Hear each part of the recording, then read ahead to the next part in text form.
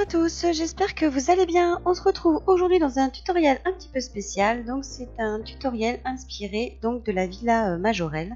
Je ne sais pas si vous connaissez, c'est une villa qui se trouve à Marrakech, qui est aussi un musée. Et puis voilà, ce sont les jardins Majorelle. Le bleu, là c'est un bleu primaire de chez Cernit, un jaune de chez Cernit, ainsi qu'une couleur orange de chez Fimo. Donc voilà, dans cette maison, tous les murs sont peints en bleu, il y a du jaune et du orange. Et puis c'est en regardant un reportage magnifique sur le Maroc que j'ai été inspirée pour créer cette création.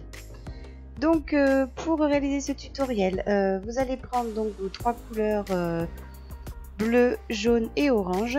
Et puis on va venir les étaler à la même épaisseur, c'est-à-dire au cran numéro 0.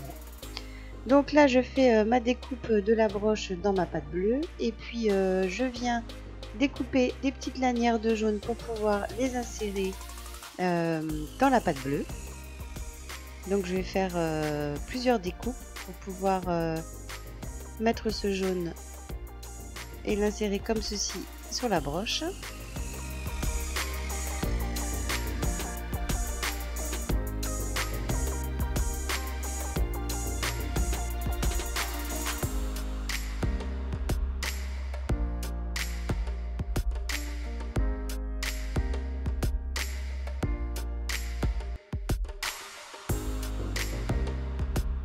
Je vais venir remettre les petits morceaux de bleu le long des bandes jaunes.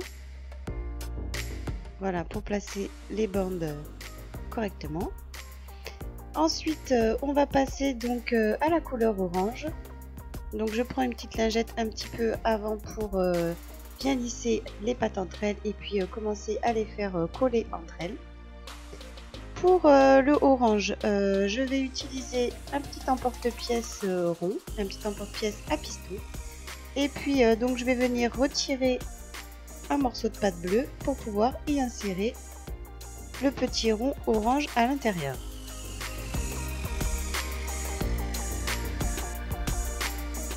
Alors je lisse à nouveau, de toute façon je lisserai à la fin avec une petite lingette.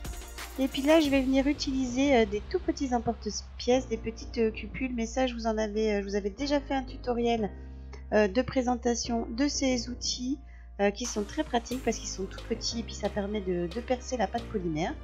Donc dans un premier temps, sur le cercle orange, je vais juste insérer un petit peu les petits emporte-pièces tout fins mais sans percer ma pâte.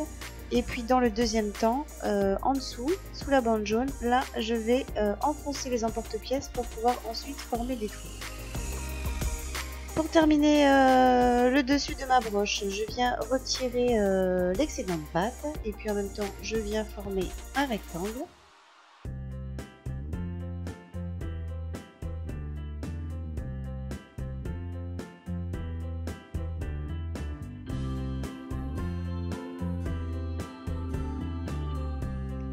Je vais venir décoller le dessus de la broche pour pouvoir retirer les petits trous que j'ai percés. Donc je m'aide d'un petit outil, voilà, je viens pousser la pâte pour retirer les petits trous que j'ai créés.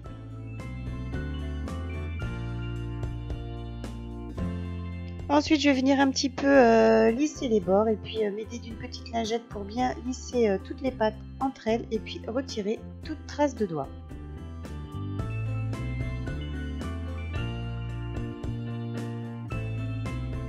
Alors je vais passer déjà le dessus de la broche au four à 110 degrés pendant 30 minutes. Je vais pouvoir ainsi faire la semelle du dessous sur lequel je vais pouvoir déposer mon support de broche. Alors je prends cette fois-ci de la pâte que j'étale au cran 4 ou 5 comme vous voulez pour avoir une toute petite épaisseur vu que déjà le dessus a une épaisseur au cran 0 donc c'est largement suffisant. Et je viens découper aussi une petite bande qui va me permettre de bloquer le support de broche sur le dos de la création. Alors je place mon support de broche, je prends un petit morceau de pâte et je vais venir le déposer au niveau du support. Ensuite je vais bien appuyer sur ma pâte et puis je vais venir lisser tous les bords pour essayer de l'aplatir au maximum. Ensuite, je vais prendre une petite éponge pour texturer le dos de ma broche. Donc il suffit tout simplement d'appuyer un petit peu et puis on va venir faire ceci sur tout le dos de la création.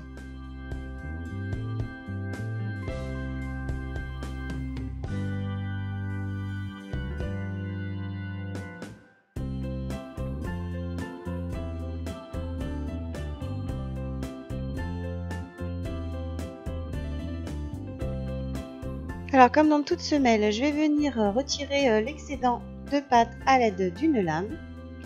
Et puis je vais venir un petit peu texturer tous les bords de ma création. Et puis comme j'ai fait 3 petits trous sur le devant de ma broche, je vais venir à nouveau percer au niveau de la semelle. Donc soit vous pouvez laisser, si vous n'avez pas envie d'avoir les petits trous percés, vous pouvez très bien les laisser comme ça bouchés. Mais comme là j'avais décidé de percer, du coup je reprends une petite aiguille, je viens refaire mes trous. Derrière je vais venir retirer un petit peu à la lame l'excédent de pâte. Et puis je vais revenir avec une éponge retexturer à nouveau.